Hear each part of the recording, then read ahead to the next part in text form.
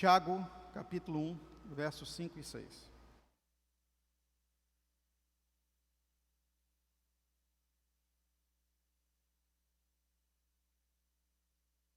Tiago está lá no finalzinho da Bíblia.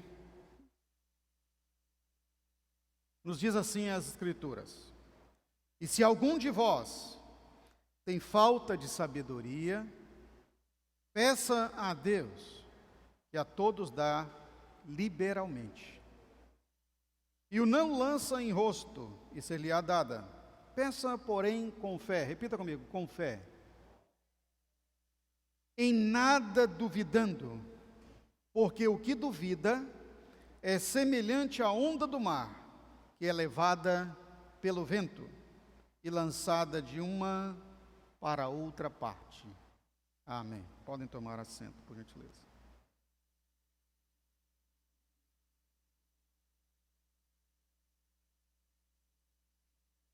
A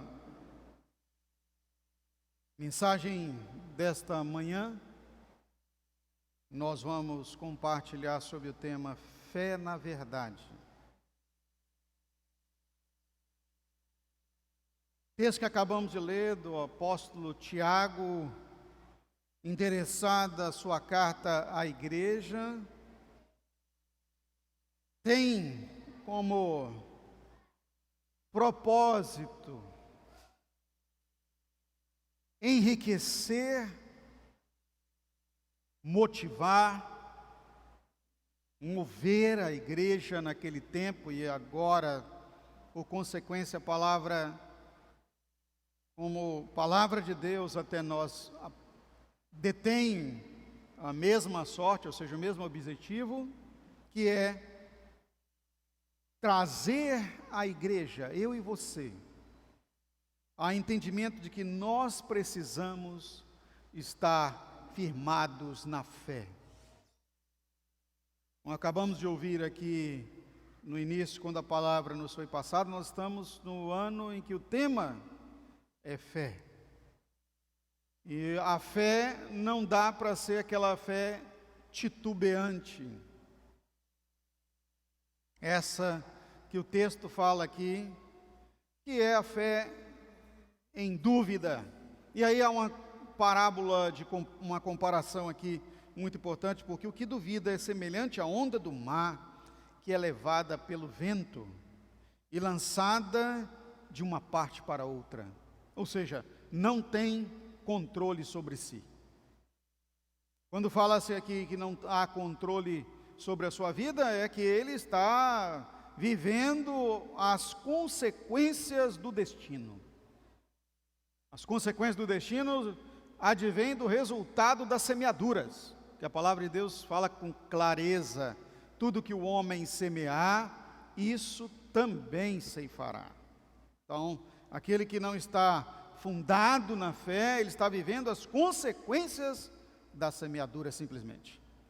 Nós que estamos firmados na fé, não vivemos as consequências da semeadura, nós vivemos a vida de Deus em nós, a direção de Deus, o governo de Deus, a vontade de Deus é o que direciona a nossa vida. Então, para que venhamos a avançar um pouco mais nesse entendimento e sermos motivados no Senhor para vivermos mesmo uma vida de fé e uma vida de fé na verdade, nós precisamos saber que verdade é essa. Primeiro, vamos definir que verdade é essa. Abra sua Bíblia, por gentileza, em João capítulo 14, verso 6, aonde o próprio Jesus, nós encontramos a palavra de Deus narrando que Ele mesmo se intitula ser a verdade. Disse Jesus: eu sou o caminho, a verdade e a vida. Ninguém vem ao Pai senão por mim. Então, quando ele fala em ser a verdade, esta fé que nós estamos aqui nessa manhã compartilhando é a fé nele, nele que tudo pode. Para exemplificarmos isso no Evangelho de Marcos, capítulo 9, dos versos 17 a 30, nós encontramos Jesus curando ou expelindo um demônio de um moço novo, um rapaz novo que estava possesso. Nesta ocasião, que narra o Evangelho de Marcos, o capítulo 9, trata claramente aqui que os discípulos foram, tá, do verso 14 até o 17, eles foram efetuar a expulsão daquele demônio, o exorcismo daquele demônio. E quando chegaram lá para expelir o demônio, não puderam. E começaram então a se discutir por que eles não puderam. O que aconteceu que aquele moço não foi liberto? E aí no verso de número 19, Jesus fala: ó geração incrédula, até quando estarei convosco? Até quando vocês sofrerão? A fé, na verdade, portanto, queridos, ela promove em nós a libertação do sofrimento. Porque Jesus falou assim: olha, até quando eu estarei com vocês, geração incrédula, até quando vocês sofrerão? E para nós que somos os filhos de Deus, Ele garantiu: eis que estou com vocês todos os dias, até a consumação dos séculos. Levante sua mão e diga assim: obrigado, Deus, por estar comigo em todo o tempo. Agora, a questão toda é se nós estamos depositando, ou se nós estamos trabalhando a nossa fé nele. Porque se nós temos fé nele, nós não vamos sofrer. Nós vamos estar cobertos pela ação direta de Deus em nossa proteção. O pai do jovem disse assim: olha, eu roguei a teus discípulos que expelissem um demônio, e eles não puderam. Então Jesus identificou na vida dos discípulos a ausência de fé nele. Quando ocorreu então que trouxeram o jovem a Jesus, Jesus pergunta ao pai do menino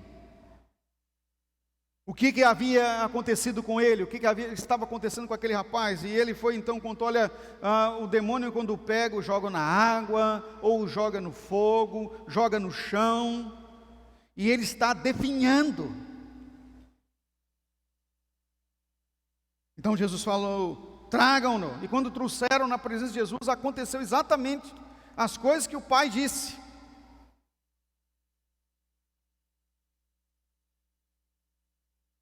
E aí aquele pai clamou a Jesus: Senhor, ajuda-me na nossa dificuldade, se tu podes. Poxa, estava tão muito bom, né? Ajuda-me na minha necessidade. Era tudo que ele precisava. Mas quando ele disse, se tu podes, Jesus demonstra claramente uma irritação enorme. Jesus ficou muito irritado. O texto, inclusive, mostra claramente, né, na narrativa, que às vezes a gente não consegue visualizar o acontecimento, mas uma expressão de exclamação, e no original mostra que Jesus teve uma atitude, mas muito veemente, na resposta, dura. Acompanhe comigo aí, verso de número 23 do capítulo 9 do Evangelho de Marcos. Ao que Jesus respondeu: se tu podes, tudo é possível ao que crê. Repita comigo: tudo é possível. Vocês estão aqui, amados? Amém? Tudo é possível ao que crê. Aleluia. Jesus teve que fazer um tratamento de choque com aquele pai, porque a sua motivação, o seu alimento, a sua experiência com a fé era na fé incrédula. Podemos chamar de fé incrédula aquela fé duvidante, como acabamos de ler aqui no Tiago capítulo 1, versos 5 e 6, aquela fé duvidosa, que é como a onda do mar, que foi aqui, os discípulos se dirigiram ao moço para efetuar a cura, para expelir o demônio. Pode ser que acontece, pode ser que não acontece, vamos lá, se der, deu. Não é assim com o Filho de Deus, não é assim que deve ocorrer, e a incredulidade permeia a volta, ela contamina negativamente, de tal forma que agora o pai do menino vai a Jesus agora, olha que coisa terrível isso, agora já duvidando, porque os discípulos de Jesus não foram capazes de expelir. Quando não temos realmente fé no Senhor Deus, nós não conseguimos transferir ou positivamente influenciar aqueles que estão à nossa volta. Os resultados do Filho de Deus, os resultados do discípulo de Jesus em discipular, em liderar, em multiplicar a vida de Deus às outras pessoas, fica limitado à fé que aquele discípulo manifesta no Senhor da verdade. Não sei se vocês estão entendendo, mas se você está limitado em realmente exercer a fé na verdade que é o Senhor Deus, a influência em seu ciclo de afinidade será limitada à sua fé. E para nós que somos os filhos de Deus, nós não podemos de forma alguma ter a fé titubeante, a fé como a onda do mar, a que vive o destino. O homem titubeante, que não tem firmeza no Senhor Deus. E Jesus então, duramente, trata o homem. Verso 23. Agora, o verso 24, o homem exclama agora com lágrimas, porque havia uma necessidade premente, havia uma necessidade muito grande em sua família. O menino se debatia na frente de Jesus. O problema é que Jesus podia claramente interferir e fazer acontecer pela sua própria autoridade de Deus, que ele era. Deus encarnado em um homem limitado. Mas o tratamento é necessário. E aqui eu quero abrir os vossos olhos, os meus olhos, os nossos olhos para isso. Deus pode agir diretamente na nossa necessidade, mas em muitos dos casos, e é possível que esteja ocorrendo também comigo ou talvez com você, que Ele está esperando você tomar uma atitude de verdadeira fé. E olha a atitude do homem, verso 24. Imediatamente o pai do menino exclamou, com lágrimas, repita comigo, com lágrimas. Será, amados, que nós precisamos chegar a esse ponto para ter uma ação de Deus em nossa vida? Não precisamos. Nós somos os filhos de Deus, e obviamente ali os discípulos à volta também chocados pela sua falta de fé, a sua dedicação ao Senhor, a sua entrada em Deus de verdade, porque até então, não sei se era por vanglória, por altivez, por se acharem importantes, e não depositaram a fé no Senhor. Nós temos que tomar cuidado com a falta de equilíbrio nesses momentos, quando os discípulos do Senhor estamos na ação de fé. Um caso já no Antigo Testamento, conhecidíssimo nosso, que foi o de Moisés. Quando o povo estava precisando de água, a necessidade era premente, e o povo em desespero, sem fé, embora com muitas experiências em Deus, não acresceram a sua fé, e Deus diz a Moisés, vai lá, fere a rocha e dá-lhes água a beber. Mas a pressão que Moisés estava sofrendo externa, da necessidade, da perturbação que ele estava sofrendo daqueles que estavam à sua volta, era tão grande, que quando ele foi executar o trabalho para o qual Deus, o ministério que Deus o mandou, executar, que era levar a água de Deus para eles, ele disse o seguinte: vocês querem água? Eu dou água a vocês. E feriu a rocha.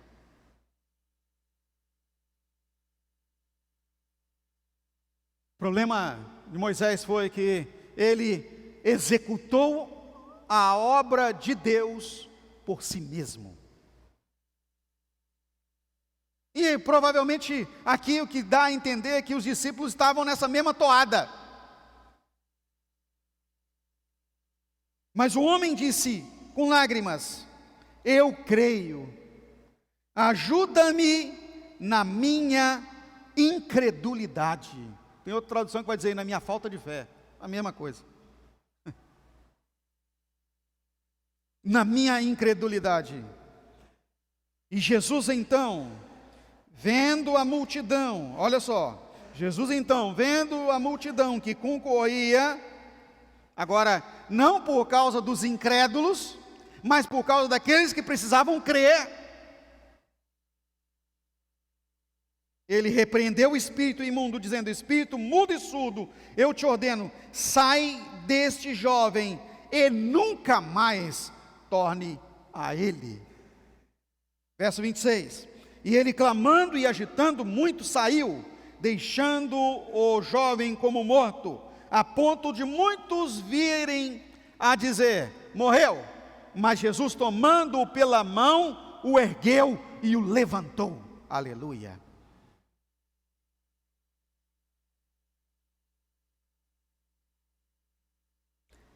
Com o Senhor tudo é possível. Levante suas mãos e diga: com Jesus tudo é possível. Diga glória a Deus e aleluia. Você está com Cristo? Amém? Tudo é possível. Tudo é possível. Mas veio o tratamento da incredulidade. O Senhor nunca nos deixa sem tratamento, irmãos. E a fé, na verdade, é a fé em Jesus. Primeiro ponto que nós destacamos. E é preciso vencer a incredulidade. Ponto 2 aqui. E aí veio o tratamento. Verso 28 do capítulo 9 do Evangelho de Marcos. Olha só o que aconteceu. Quando entrou em casa, agora Jesus entrou na sua própria casa. Quando entrou em casa, os seus discípulos lhe perguntaram em particular, e aqui eu quero dizer a você, meu amado, meu irmão, minha irmã, nós estabelecemos o tratamento da nossa falta de fé, ou da nossa pouca fé, da nossa impossibilidade de crescimento na fé, em nosso momento particular com Deus, no nosso TSD. Isso não vai acontecer com você em público, não vai lhe acontecer em momento de extraordinário acontecimento que você precise de uma ação interventora de Deus. Tem que ser em seu tempo sozinho com Deus. Quando entraram em casa, lhe perguntaram em particular: por que nós não podemos expulsá-lo? Estabeleceu-se então um diálogo de tratamento entre Jesus e os discípulos por causa da ação de incredulidade. Meus amados, a incredulidade é a nossa inimiga número 1 para que os milagres venham ocorrer em nossa vida.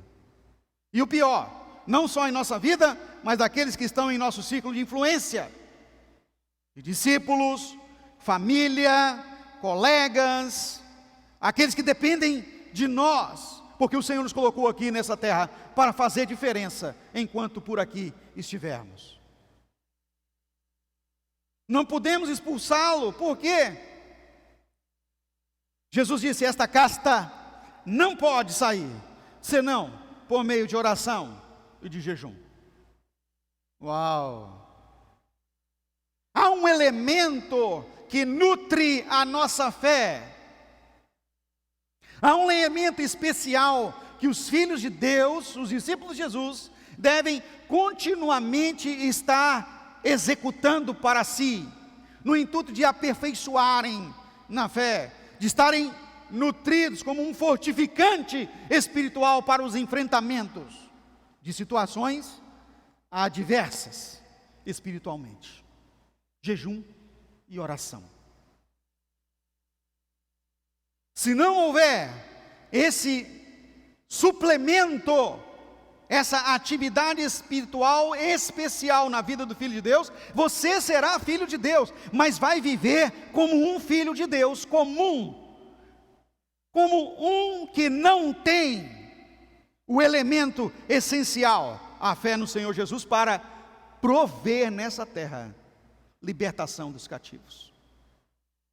Você pode até ser salvo, porque a misericórdia de Deus lhe salva, mas jamais poderá abençoadamente levar outros à salvação. Eu estou dizendo que você poderá, eu não estou dizendo que você será. Porque a vida do Filho de Deus depende exclusivamente da sua obediência ao Senhor e à sua palavra. E nós estamos aqui para promover a libertação daqueles que estão à nossa volta. Enquanto estamos aqui, é um comando essencial, necessário. Não é uma opção, é uma ordem, é um mandado: fazer discípulos de todas as pessoas. Se não estamos fazendo, se não estamos positivamente executando a vida de Deus, promovendo a vida de Deus na vida de outras pessoas, para Deus nós não temos nenhum tipo de serventia, porque o nosso papel é esse. O amor de Deus está dispensado para todo ser humano, e nós precisamos levá-los a crer no Senhor, e nós levamos a crer em fé na verdade, com fé na verdade. A palavra que estamos compartilhando é fé na verdade, e precisamos vencer a incredulidade. Então, para vencer a incredulidade, jejum e oração. Pode não estar acontecendo nada, jejum e oração. Pode não ter você nenhum objetivo de vitória, jejum e oração. Nós somos muito, mas muito importantes para as pessoas que nos cercam, e elas não têm nenhuma noção disso. Nenhuma das pessoas tem noção do quanto as lideranças oram por elas, não tem. De quantos discipuladores jejuam e entregam a sua vida por eles, não tem. Não temos noção, na verdade, do quanto Jesus sofreu pela nossa salvação. Nós temos uma ideia mirabolante e muito distante do que é a verdade do que ele sofreu. Quando pisamos em Jerusalém e andamos pela Via Dolorosa, e quando você sobe no Gólgota, você tem uma pequena ideia, né, do que pode ter ocorrido com ele há mais de 2000 anos atrás. Mas o pior de tudo não foi o sofrimento carnal que Jesus sofreu, pois ele estava preparado, né? Já havia preparado-se no Getsemane, mas foi a rejeição que ele obteve do céu ao pecado que estava sobre ele. Pesado demais. Uma comunhão eterna que foi quebrada por causa da minha vida, por causa da sua vida pecaminosa.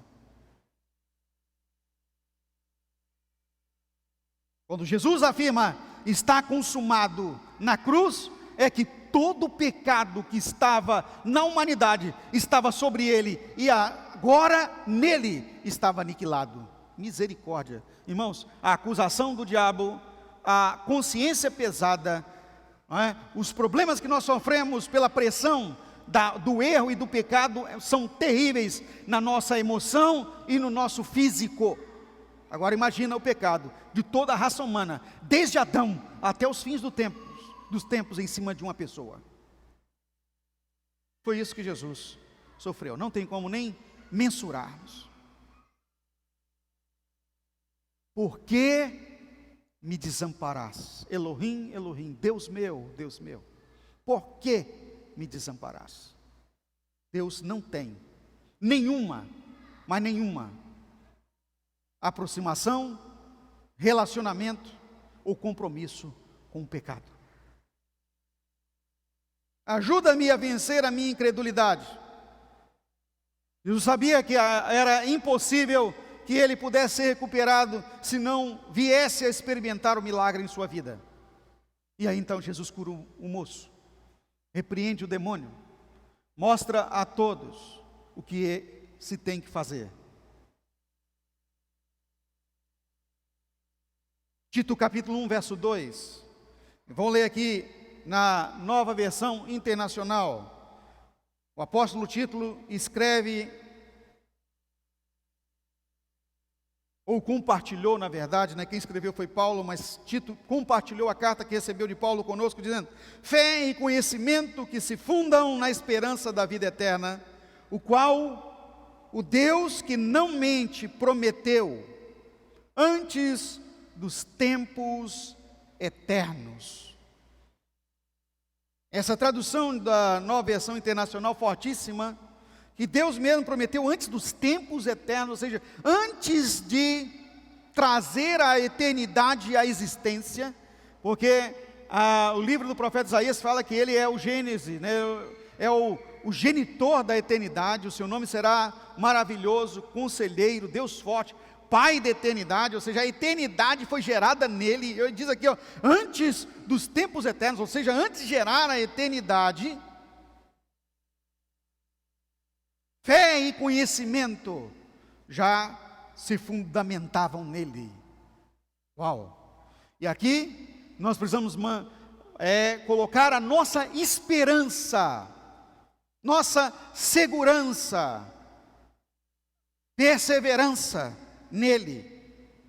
Tito complementa, portanto, o que Jesus acaba de falar aqui, jejum e oração, e ao compartilhar a carta de Paulo conosco, Tito vai complementando a palavra no sentido da revelação plena, dizendo o seguinte, que nós precisamos ter firmeza na esperança.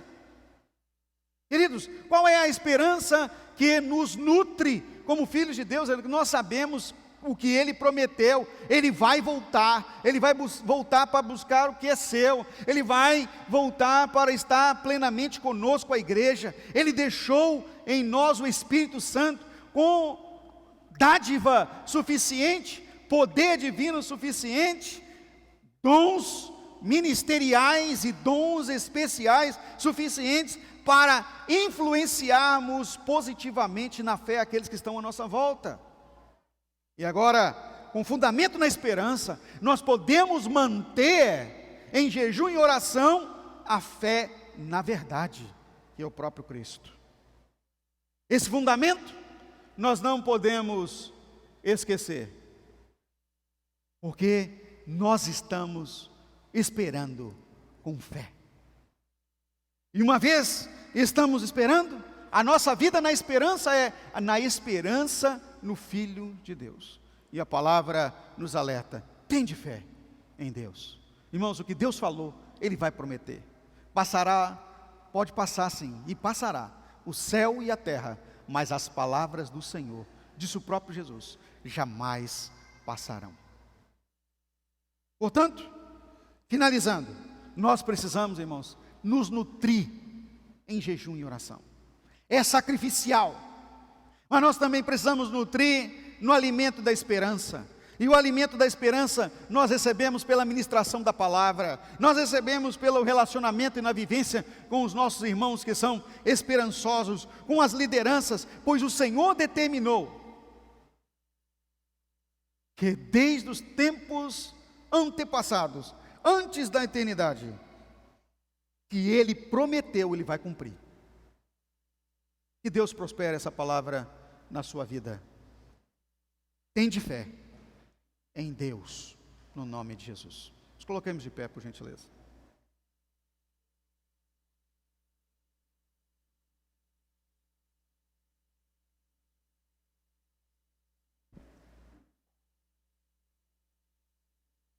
Como está a sua vida de consagração, nutrição, suplemento na fé? Curve sua cabeça, feche seus olhos, por gentileza.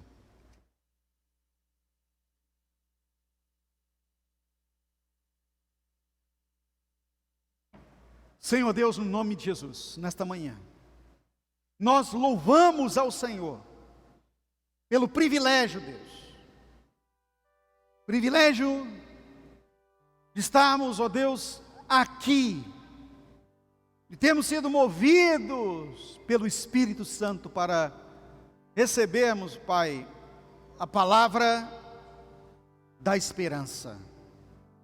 Movimenta-nos, Senhor, para que a fé, na verdade, a fé no Senhor, não seja somente a fé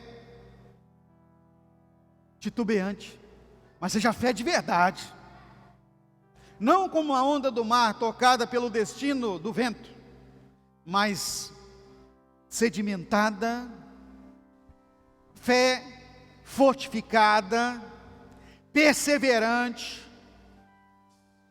alimentada no suplemento do nosso tempo sozinho com o Senhor, do jejum e da oração, da nutrição da esperança.